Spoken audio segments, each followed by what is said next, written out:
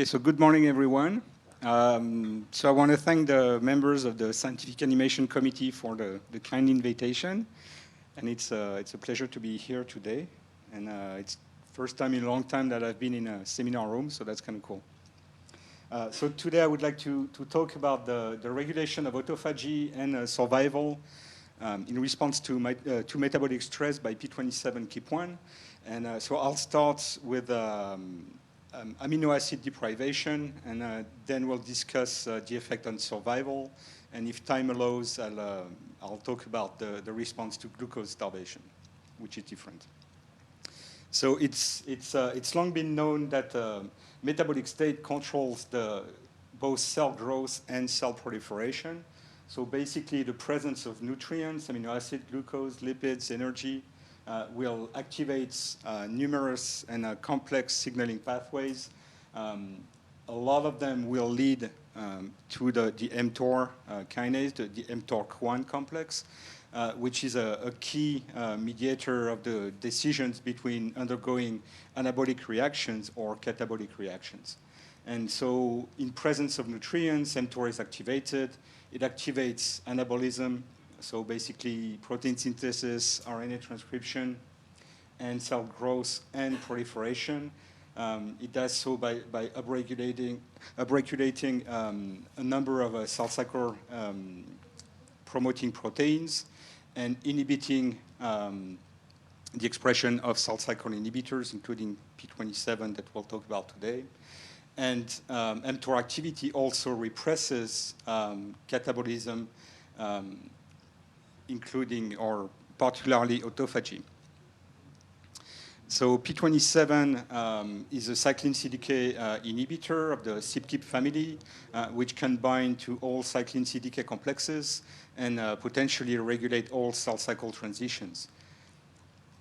And over the years, it has become evident that p27, in addition to cell cycle regulation or cell cycle inhibition, is also involved in the regulation of a number of different cellular processes by interacting and regulating a number of other protein partners.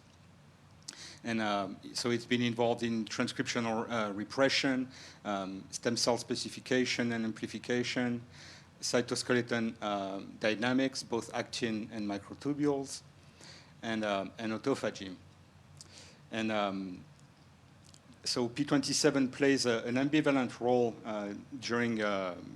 in cancer.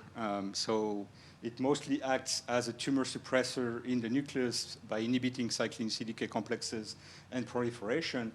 But it appears that when in the cytoplasm, it can, in fact, act as an oncogene. So in the context of autophagy, what was shown by the Mills and Slingerland labs a number of years ago was that upon glucose starvation, there was activation of kinases of energy sensing kinases, LBK1 and AMPK. And AMPK phosphorylates p27 on several residues that cause its retention in the cytoplasm. And this was important for the promotion of autophagy.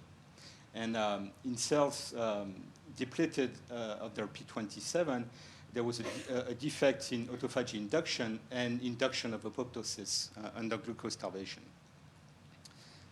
And although the upstream events regulating p27 in response to glucose starvation were studied in details, how p27 controls autophagy itself was completely unknown.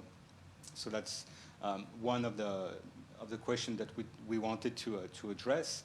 And more generally, we wanted to investigate or to answer whether there is in fact a coordinated regulation of cell growth and cell proliferation by the cell cycle machinery. So basically, is the cell cycle machinery capable of talking back to the cell growth machinery to control these processes? So a few words about autophagy. So autophagy is the process by which intracellular components are degraded in autolysosomes to regenerate nutrients. So it's basically a recycling mechanism. And so in absence of nutrients or low levels of nutrients or stresses such as osmotic shock or irradiation or chemotherapeutic agents, for example, there is induction of autophagy. So it starts with the formation of autophagosomes, which then fuse with lysosomes to form autolysosomes or autophagolysosomes, and in which the cargo that was engulfed in autophagosomes is degraded to give nutrients again, so amino acids, lipids, and generate energy. So mTOR plays a key role in inhibiting this process when it is active. And also, I want to mention that autophagy can both promote survival or induce apoptosis, depending on the context. And so that's really valuable. So mTOR controls pretty much all steps of the autophagic process, and here are the ones that are involved in autophagy induction. So it phosphorylates a number of autophagy genes, so ATG proteins that are involved in autophagosome formation, the ALT kinases, and it also phosphorylates the transcription factor tfvb that plays a critical role in regulating the expression of genes that are important for lysosome biogenesis and function. So the first thing we did was to look at the effect of p27 on autophagy in amino acid starved cells. So here we started by looking at LC3b2. So LC3b is an autophagosome marker that becomes lipidated upon starvation. So you can see the appearance or the disappearance here upon autophagy induction as it is degraded in autophagosomes during autophagy. And what we noticed is that during prolonged autophagy, LC3b2 levels remain very low in wild-type cells, but increased again in p27 knockout cells. So the absence of p27 causes an accumulation of LC3b upon prolonged starvation. So we looked at what is called autophagy flux. So the actual autophagic activity, which can be measured by looking at LC3b levels upon starvation or in presence of an inhibitor of autophagy. So here we used the famous COVID drug chloroquine. So more seriously, chloroquine prevents the acidification of lysosomes and so blocks degradation, proteolytic degradation in autolysosomes. So basically, in presence of chloroquine, all the proteins inside the autolysosomes are not degraded. And so the higher the flux when you have low levels in starved cells and high levels in inhibited cells. And you can see that in absence of p27, there's not much difference between the two states. And that's visualized here also in Western blots. So meaning here that in p27 wild-type cells, you have a high autophagy flux, and in absence of p27, autophagy flux is impaired. So we also confirmed that by looking at p62 levels. P62, or sequestosome 1, is an autophagy receptor, so it binds to future cargo and promotes its engulfment in autophagosomes, and it is degraded along with the cargo. And so in wild-type cells, you see a progressive degradation of this protein during starvation, but it remained fairly high in p27 knockout cells. And finally, here we used this nice system of an LC3 protein that is fused with mCherry and EGFP, and that uses the fact that GFP fluorescence is quenched in an acidic environment, so it will be quenched in autolysosomes. So it allows you to distinguish between autophagosomes that will appear in yellow because of the green and red fluorescence versus mature autolysosomes that will appear in red because GFP is quenched. And you can see that in wild-type cells, there's pretty much only red dots indicating mature autolysosomes, while they are still like orangey in p27 knockout cells. And here in the presence of chloroquine that completely inhibits autophagy, you can see that you have only yellow dots. So again, confirming that autophagy flux is reduced in absence of p27. So to confirm the involvement of p27 in this process, we actually re-expressed p27 in p27 knockout cells and measured flux. And as you can see here, the reintroduction of p27 in these cells restored or decreased LC3B levels and so restored basically autophagy flux in these cells. So to try to understand better how p27 was regulating the autophagic process, we took advantage of mice that are present in our lab that were made a few years ago. So we have two flavors. We have the p27 CK- mice that express this mutant protein that cannot bind to cyclin CDK, so it's basically a cell cycle dead p27.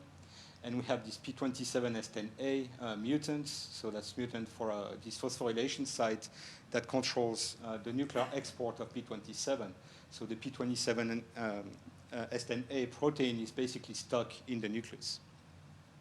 And again, we measured autophagy flux in these cells, and it's summarized here. So as before, p27 knockouts have low autophagy flux. You can see that the CK- protein or expressing cells behave pretty much like the wild-type guys, while the p27S10A cells behave like knockouts. So this indicates that the promotion of autophagy by p27 is not dependent on its ability to inhibit CDKs, but it does require the ability of p27 to exit the nucleus.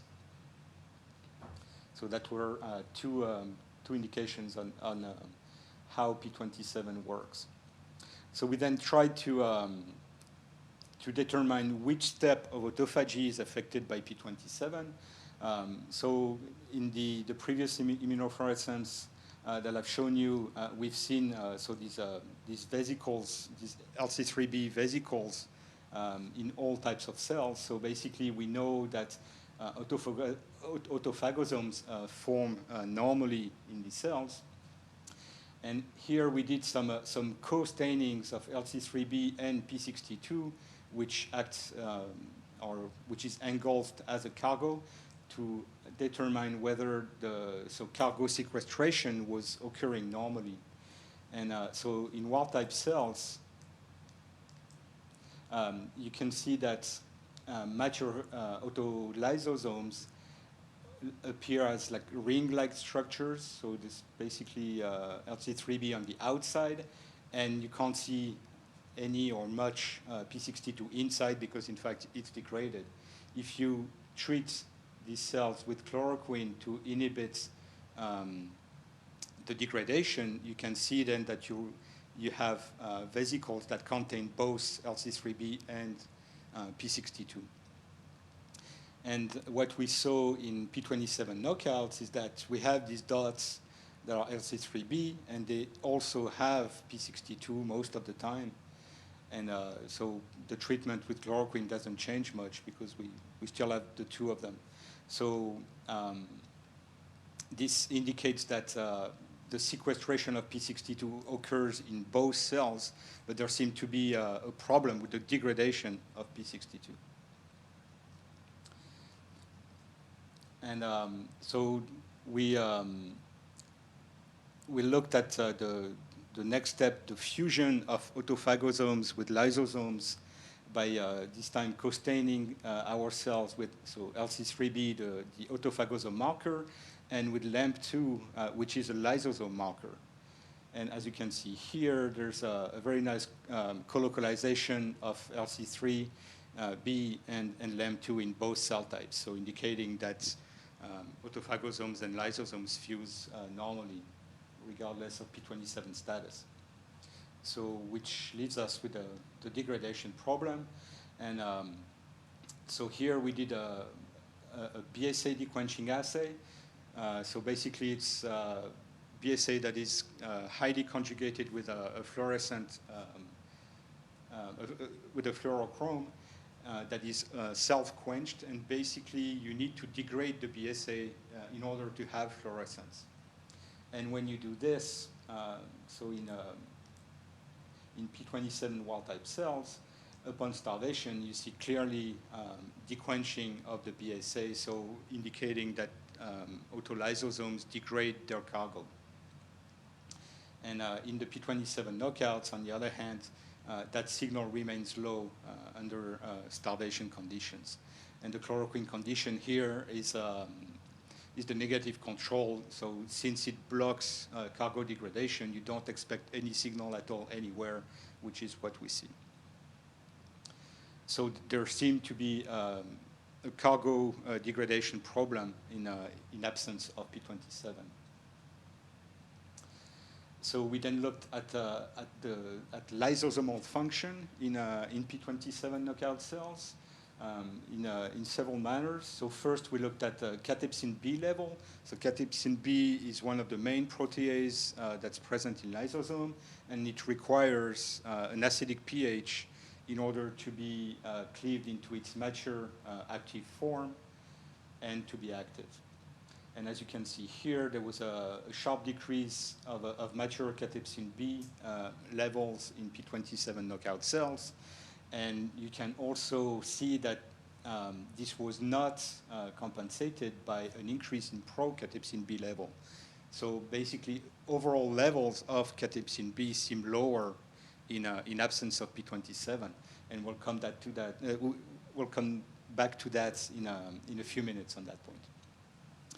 Another way that we looked at lysosome function was using lysotracker. Lysotracker is a dye that becomes fluorescent when present in acidic compartments. So it basically tells you how much of how acidic the vesicles are in your cells. And you can see here that so in full medium, there's no difference between the cells. And after prolonged starvation, there's plenty of acidic lysosomes and autolysosomes in p27 wild types, but less so in absence of p27. And we confirmed that this was not due to less lysosomes in p27 knockout cells by measuring the amount of LAMP2 staining, so the lysosome marker. So this is independence of acidity in these vesicles, and there was no difference in LAMP2 staining, so indicating that there's less acidic lysosomes in p27 knockout cells, but that's not due to a decrease in the lysosome compartment size. So where does p27 go during amino acid starvation? So we've seen before that it needs to go in the cytoplasm in order to promote autophagy. And so since we have lysosomal problem, that was a good point to start. So here we did some proximity ligation assays between p27 and LAMP1, so another lysosomal protein. And you can see that there's very few dots in full medium between p27 and LAMP1, so very little p27 localizes on lysosomes. But after amino acid starvation here for 18 hours, you increase the presence of p27 on lysosomes. And so you don't see dots in p27 knockouts, which is kind of nice. Another way that we looked at this was to do biochemical fractionation of our cells. And here I'm showing you the cytoplasmic fraction and the lysosomal fraction. And so again, using LAMP2, so a lysosomal marker, we can see that it's present in the lysosomal fraction. mTOR1 is another lysosomal protein, and it's only present in that fraction, so that's good. Tubulin is mostly in the cytoplasm fraction. And you can see that p27 so there's very little of it in full medium, but it increases upon amino acid starvation. So confirming that a fraction of p27 is recruited to lysosomes upon amino acid starvation, or prolonged amino acid starvation. So we also did other proximity ligation assays using other lysosomal markers. Here it's mTOR4. And again, you see that upon amino acid starvation, you increase the number of PLA dots between p27 and lysosomal markers. So interestingly, it was shown a few years ago in 2009 by Oshino and colleagues that p27 could interact with a protein that they called p27 releasing factor from RHO, so p27RF-RHO. And that was in the context of studying the role of p27 in the regulation of the RHO pathway. And so interestingly, David Sabatini's lab, not too long after, in fact, renamed that protein mTOR1. And so mTOR1, in fact, is the scaffold protein, the scaffolding subunit, let's say, of the regulator complex. So it binds to 4 other mTOR proteins, and it anchors this regulator complex to lysosomal membranes. And what regulator does, so it's here, regulator is here, is in fact recruiting, so it binds to lysosomal membrane, and it recruits RAG GTPases to lysosomal membranes. And these RAG GTPases are the guys who recruit the mTOR1 complex to lysosomes, where it can be activated by the Reb GTPase, so when amino acids are present.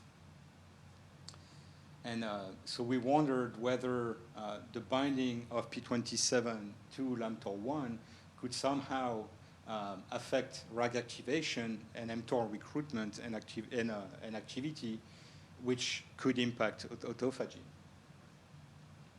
So we confirmed that p27 binds to mTOR1, so by co-immunoprecipitation. Using recombinant proteins, we can say that this interaction is direct. And here we confirmed it by proximity ligation assays again. So you see very few dots in full medium, but it increases sharply upon amino acid starvation. So which is consistent with what we observe so far with the recruitment of p27 to lysosomes. So we then tried to determine what was the impact of p27 binding to mTOR1 on the assembly of the regulator complex. So here, so this is all using overexpressed proteins. We did mTOR1 immunoprecipitations in absence or presence of p27, and we probed for its other subunit partners in the regulator complex. And basically what we saw is that expression of p27 decreased the recruitment of mTOR2, mTOR3, and mTOR5 to mTOR1, but had no effect on mTOR4 recruitment to the complex. And this is quantified here. And so later on, 1 or 2 years ago, in fact, the crystal structure of the regulator complex was published. And so basically mTOR1 looks like a horseshoe with mTOR4 sitting at the bottom, and you have the 2, 3, and 5 that are on top of it. So what we see is consistent with p27 basically binding to the top of the regulator U or horseshoe, preventing the interaction with those 3 other proteins. But I mean, we would need to do structural studies to confirm that. So basically, we find that p27 prevents the recruitment of other regulator subunits to mTOR1. So then we wanted to see what was the impact of p27 on the downstream points of this signaling pathway. So we looked at the recruitment of at the effect of p27 on the recruitment of the RAG GTPase to here mTOR1. And so you can see a nice co-immunoprecipitation of mTOR1 with RAG-B here in normal conditions. And if you co-express p27, you lose this interaction. And on endogenous proteins, so we looked at here immunoprecipitation of RAG-C with mTOR4 in p27 wild-type cells. You can see that upon amino acid starvation, you tend to lose the interaction of mTOR4 with RAG-C, but that it remained high in p27 knockout cells. So indicating that by interfering with regulator assembly, p27 can impair the recruitment of the RAG GTPases to lysosomes. That's just showing it another way by immunofluorescence, looking at RAG-A recruitments to lysosomes, so stained with LAM2. And so in fed conditions, you can see that RAG-A is mostly present on the lysosomal compartment, and that it becomes more diffuse upon amino acid starvation. And in p27 knockout cells, so in fed in full medium, it's nicely localized on lysosomes, and it tends to remain on lysosomes upon amino acid starvation. So again, indicating that in absence of p27, the RAGs stay on the lysosomes. We then looked one step lower in the pathway. So RAG GTPases are the guys who mediate the recruitment of the mTOR1 complex to lysosomes, and that's mediated by the raptor subunit of mTOR1. And so here we immunoprecipitated RAG-B, and you can see a nice interaction with a raptor. But if you co-express p27, you tend to decrease that interaction. So suggesting that p27 impairs the recruitment of the TOR1 complex to lysosomes in amino acid starved cells.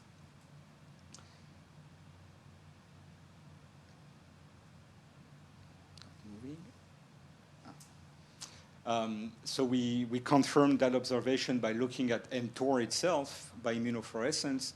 So again, in cells in full medium, you can see that mTOR is localized or co-localizes with lysosomes as expected. Upon amino acid deprivation, it becomes more diffuse and less of it is present on lysosomes, and it's more evident here on this track. And if you refeed the cells with amino acids for 10 minutes here, I'm losing the minutes, you can see that p27, that mTOR, comes back to lysosomes. In p27 knockout cells, on the other hand, so it's present on lysosomes in full medium. It stays on lysosomes in amino acid deprived cells, and it stays also when you give amino acids back to the cells. So this confirms that p27 can impair the recruitment of the mTOR1 complex to lysosomes in amino acid starved cells. So what are the consequences of this on mTOR activity itself? So we looked at that by looking at phosphorylation of mTOR substrate. So here p70 S6K1. And so you can see that at early time points during starvation, mTOR is inhibited as expected, and it's inhibited in the same manner in p27 wild-type or knockout cells. And it's only during this prolonged starvation that we see that there is a reactivation of mTOR.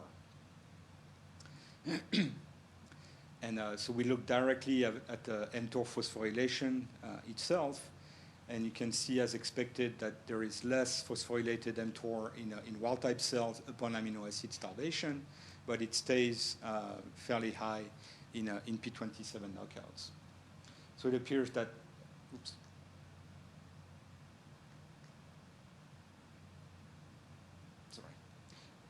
It appears that p27 contributes to maintaining mTOR inhibition during prolonged amino acid starvation. So it is known that, so I've been telling you that mTOR is inhibited when you starve cells of their amino acids. So it's true, but not completely. There's still a little bit of mTOR activity in starved cells, and this is because mTOR inhibition will trigger autophagy. Autophagy will give the cell new nutrients. Nutrients will activate mTOR. So you will basically have cycles of mTOR inhibition and reactivation thanks to autophagy, and so that will keep on going, and that will allow autophagy also to keep on going. And so to test whether, so basically to reactivate mTOR, you need autophagy. Well, that's the dogma. And so we confirmed that idea using ATG5 knockout cells. So ATG5, so it's one of the ATG protein that's critical for the maturation of the phagophore, so, and the closure, so basically to form autophagosomes. And in these cells, so these are doxycycline inducible knockouts. So here's the ATG5 protein. When you add doxycycline, after a few days, you completely lose ATG5 expression. And when you look at mTOR activity, so in full medium, there's plenty of mTOR that is active. Upon amino acid starvation, it sharply drops. But if you completely inhibit autophagy with chloroquine, you completely prevent the reactivation of mTOR. So autophagy doesn't take place, so it cannot reactivate mTOR during prolonged starvation. And here you see that regardless of the presence of chloroquine, in absence of ATG5, so basically in absence of autophagy, you cannot reactivate mTOR at all. And so since autophagy is required for the reactivation of mTOR, we tested that in our MEFs. So in p27 wild-type MEFs, upon amino acid starvation, so you still have a little bit of active mTOR in the cells, but it's completely gone if you add chloroquine, so if you inhibit autophagy, so as expected, basically, like here. But in p27 knockout cells, whether or not you have chloroquine, you still get mTOR reactivation. So basically, the absence of p27 uncouples mTOR reactivation from autophagy.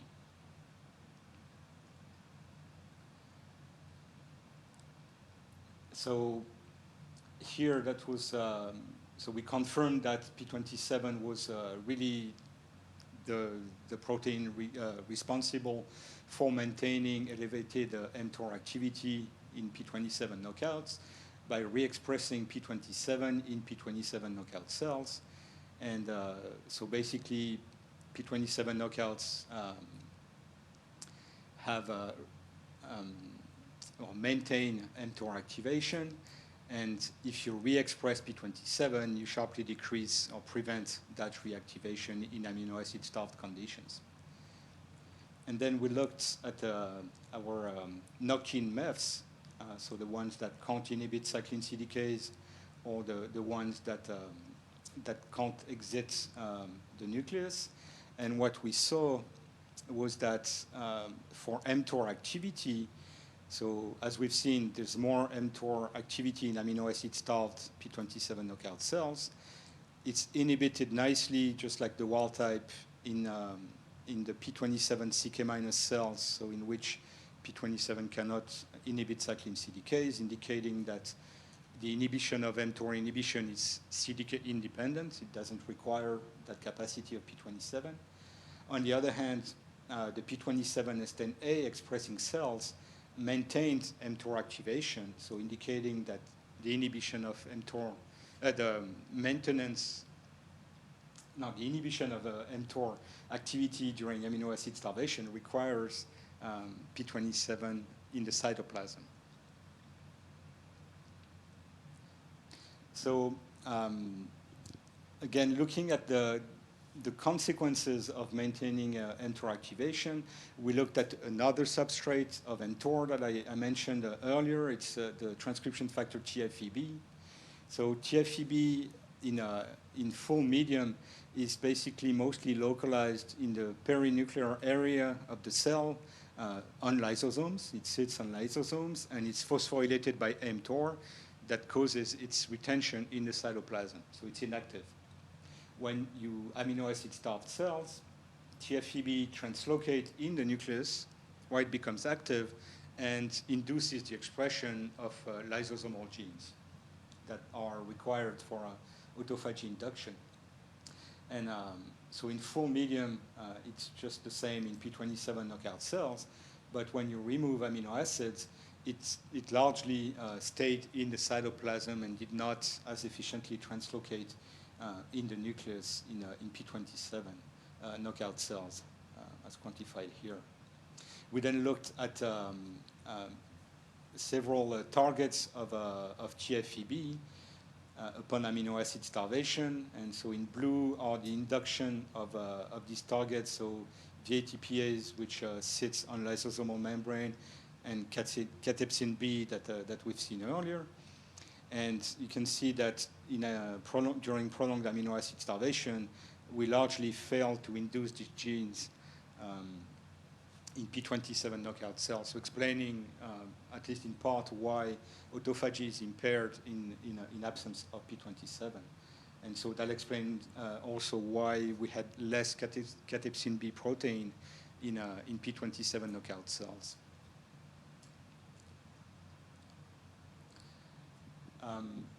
So then we wanted to confirm that mTOR activity is indeed regulated by p27 in a manner dependent on regulator. So here we used siRNAs against mTOR1. So basically, if you remove mTOR1, you don't have the regulator complex and cannot activate mTOR. And so in wild-type cells, upon starvation, you pretty much lose most of mTOR activity. It's completely gone in presence of mTOR siRNA. And in p27 knockout cells, so in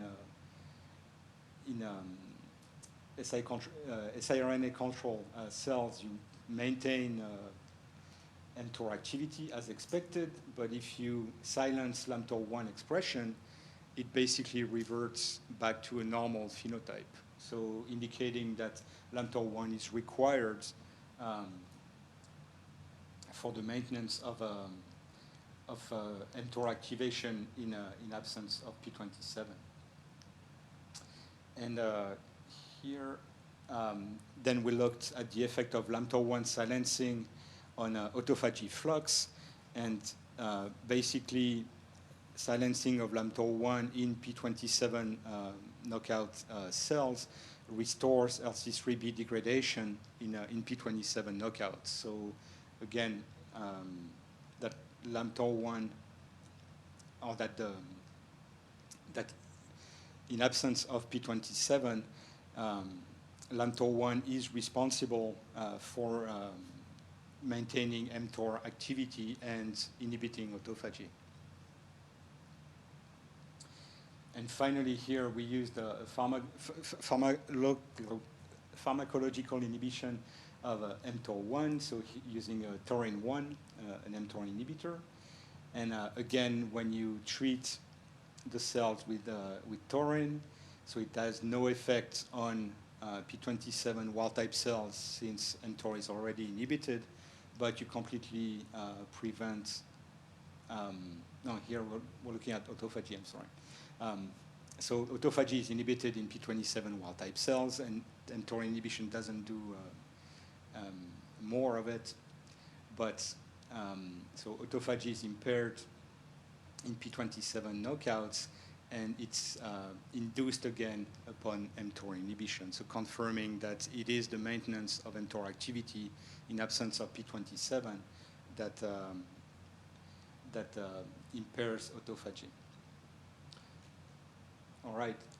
So now, what about the consequences of this pathway on cell survival? So we looked at how p27 status regulated cell survival in response of amino acid or to metabolic stress, and we looked at amino acid starvation or glucose starvation. And so in full medium, no apoptosis as expected. Upon glucose starvation, there is more apoptosis in p27 knockout cells. That's quantified here. So that's consistent with what was published previously. And surprisingly, in amino acid starved cells, there's much more apoptosis in wild-type cells, and p27 knockouts are resistant to amino acid starvation-induced apoptosis. So we tried to determine why that was. First, we tested the importance of autophagy in promoting survival, so in glucose-starved cells, or in both conditions. But so we used again our MEFS ATG5 knockouts. So these guys again, they can't do autophagy. There's no lipidation of LC3B into its number 2 form. And you can see here when you look at apoptosis upon glucose or amino acid starvation that so in presence of doxycycline, so in the ATG5 knockout, so blocking autophagy basically increases apoptosis. So indicating that in glucose-starved cells, autophagy has a pro-survival role. On the other hand, in amino acid-starved conditions, knocking out ATG5 had pretty much no effects. So autophagy is not sufficient to promote survival in absence of amino acids. So basically, this result explains why p27 knockout cells are more sensitive to glucose starvation-induced autophagy, because they can't do autophagy very well.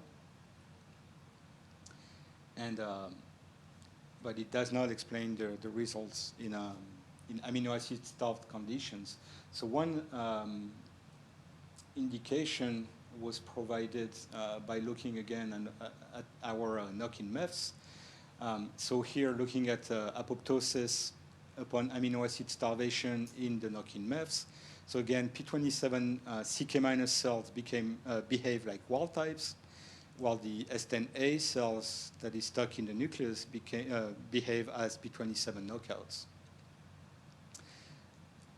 And when you look at mTOR activity again, so that I've shown you this before, it's basically the cells that maintain a high level of mTOR activity survive.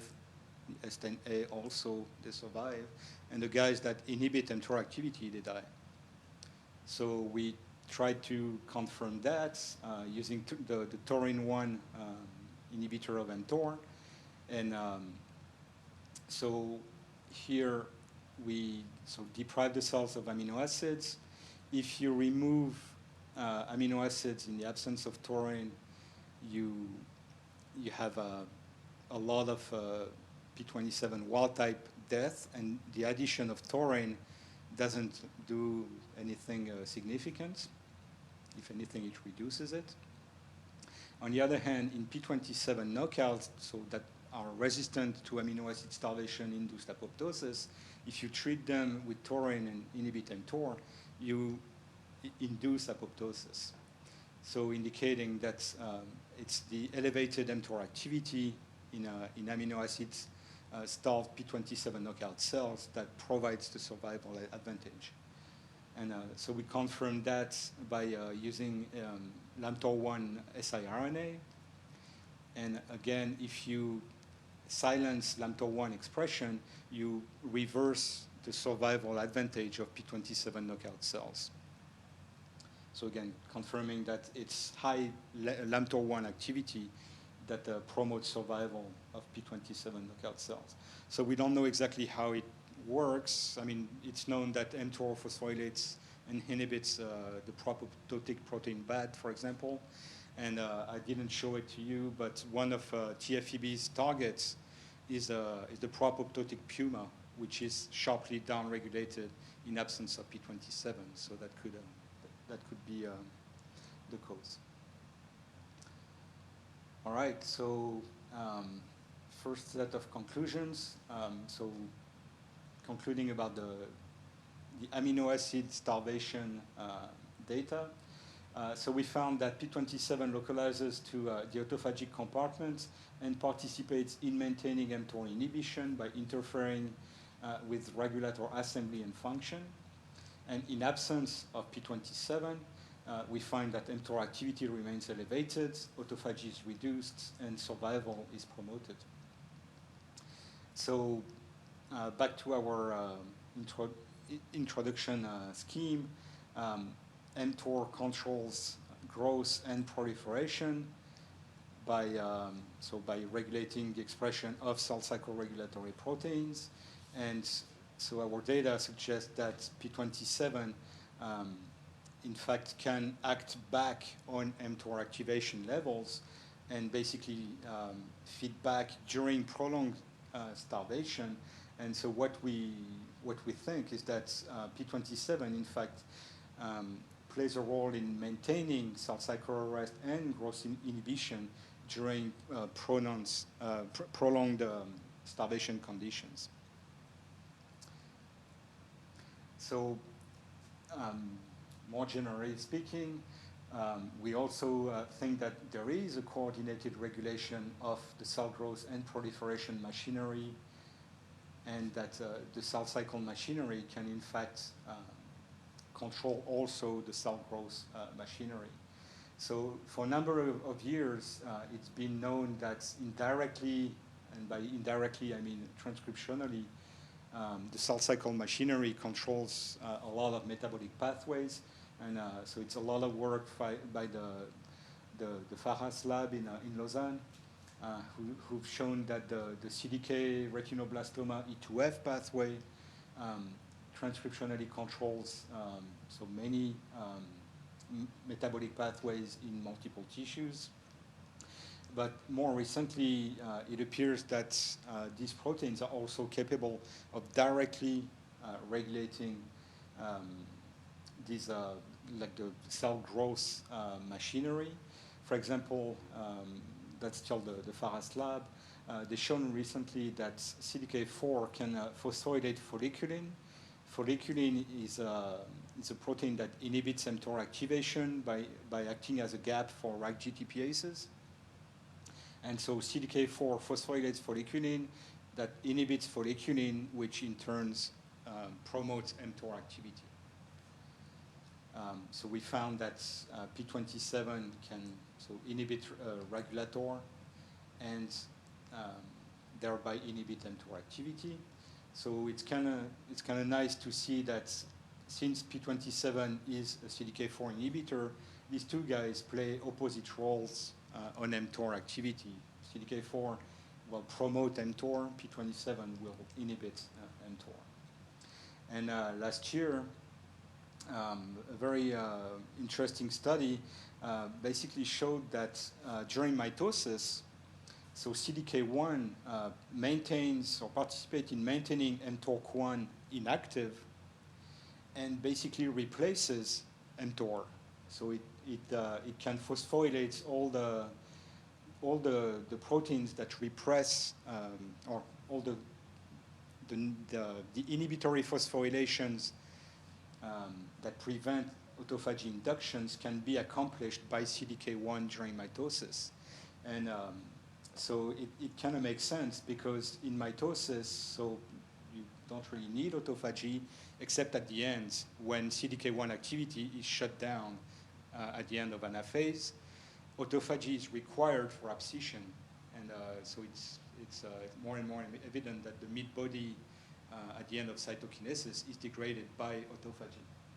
So basically, CDK1 can maintain autophagy levels low during mitosis, and then when it's inhibited by cyclin D degradation, autophagy can then resume and allow cytokinesis to take place. All right, here I just want to speculate a little bit more about the role of p27 in the regulation of autophagy and mTOR. One possibility for our observations on p27 could be that this role of p27 could in fact serve in maintaining the cells in a shallow quiescent state that would allow cells to resume proliferation fairly easily. And so this nice study here who showed that so cells in a shallow quiescent state so can resume proliferating very rapidly, while deep quiescent is harder to get out of and in fact can lead to senescence. So yeah, maybe p27 here serves as avoiding senescence and keeping cells in a reversible arrested state. Another thing that we want to look at in the coming months is to look at the consequences of p27 loss in rewiring metabolic pathways in the cell. So looking more closely at metabolism. And another thing that we want to look at is to determine how p27 status could be used in combination with either metabolic inhibitors or mTOR inhibitors to induce cancer cell death. Indeed, so in wild-type cells, p27 is mostly present in the nucleus, and in cancer cells, p27 is either lost by proteolytic degradation or sent out to the cytoplasm. So since we've seen that where p27 is and its level of expression has an impact on survival upon metabolic stress or mTOR activation, maybe that could be a useful thing to touch. And also maybe that the loss of p27 creates an mTOR addiction, and there's been, or it's known that elevated mTOR activity is associated with a glucose addiction. So, and we've seen that p27 knockout cells are more sensitive to glucose withdrawal. So maybe that could be acted upon. So basically, we found that under glucose starvation, the mechanism by which p27 controls autophagy is completely different. And in fact, it controls vesicle trafficking by regulating microtubule dynamics and acetylation levels. So p27 promotes microtubule acetylation, which promotes vesicle trafficking, and so there's better autophagy. And so p27 knockout cells have impaired vesicle trafficking and lower autophagy level. All right, so I want to thank the members of my lab, present and past. All the work I've presented was performed by Ada Novosad, an exceptional PhD student, and our collaborators, so Stéphane and Karine and all the Mananti team, Patrice Codogno in Paris, and Laurent Guyenne in Liège, and our funding sources. And I thank you for your attention, and would be happy to take questions.